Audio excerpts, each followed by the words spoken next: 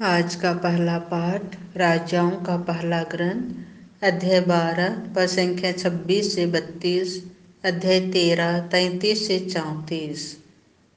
यरोआब ने अपने मन में यह कहा, मेरा राज्य फिर दाऊद के घराने के अधिकार में आ जाएगा। यदि वह प्रजा प्रभु के मंदिर में बलि चढ़ाने के लिए यरूशलेम जाती रहेगी, तो उसका हृदय उसके स्वामी यूदा के राजा रहबाम की ओर आकर्षित हो जाएगा। ये लोग मेरी हत्या करेंगे और यूदा के राजा रहबाम के पास लौटेंगे।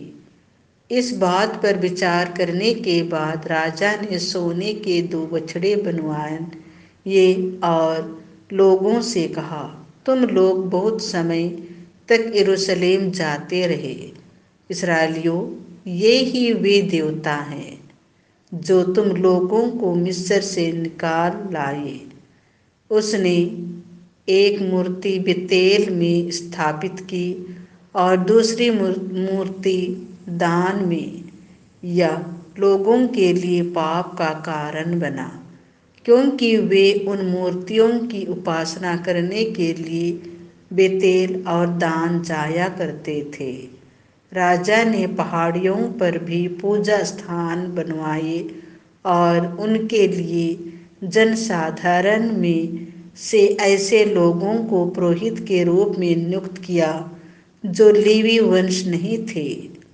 यरोबआम ने 8वें महीने के 15वें दिन एक पर्व का भी प्रवर्तन किया, जो यूदा में होने वाले पर्व के सदृश था।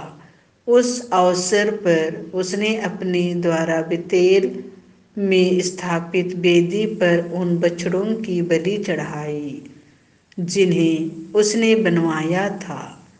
उसने पहाड़ियों पर बनवाए पूजा स्थान के पुरोहितों को बेतेल में नियुक्त किया। फिर भी यरोबआम ने अपना पापाचरण नहीं छोड़ा।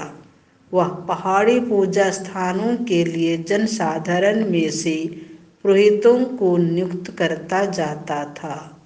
जो भी चाहता था, यरोबआम उसका किसी पहाड़ी पूजा स्थान के पुरोहित के रूप में अभिषेक करता था। यही यरोआब के घराने के लिए पाप का अवसर बना और यही कारण है कि आगे चलकर उसके राज्य का पतन हुआ और पृथ्वी पर से उसका अस्तित्व मिटा दिया गया है। यह प्रभु की वाणी है। संत मार्कुस के अनुसार पवित्र सुसमाचार अध्याय 8 पद संख्या 1 से 10। उस समय फिर एक विशाल जनसमूह एकत्र हो गया था और लोगों के पास खाने को कुछ भी नहीं था।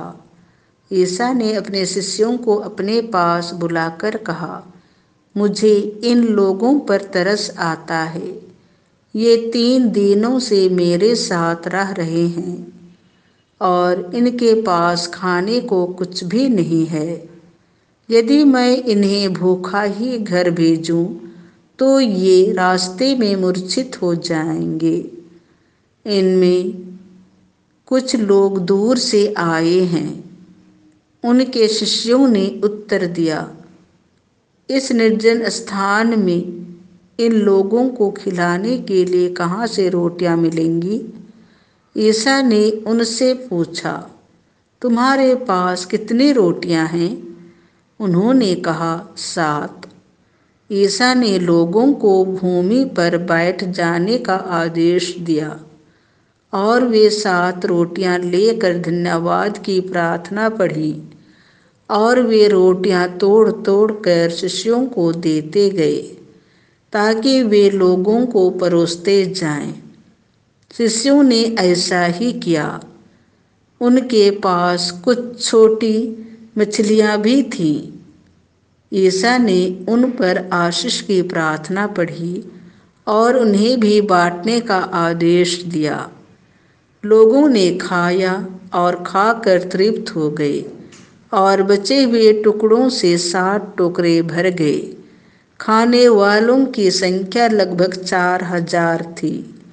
ईसा ने लोगों को विदा कर दिया। वे तुरंत अपने शिष्यों के साथ नाव पर चढ़े और दलमनोथा प्रांत पहुँचे। यह प्रभु का सुसमाचार है।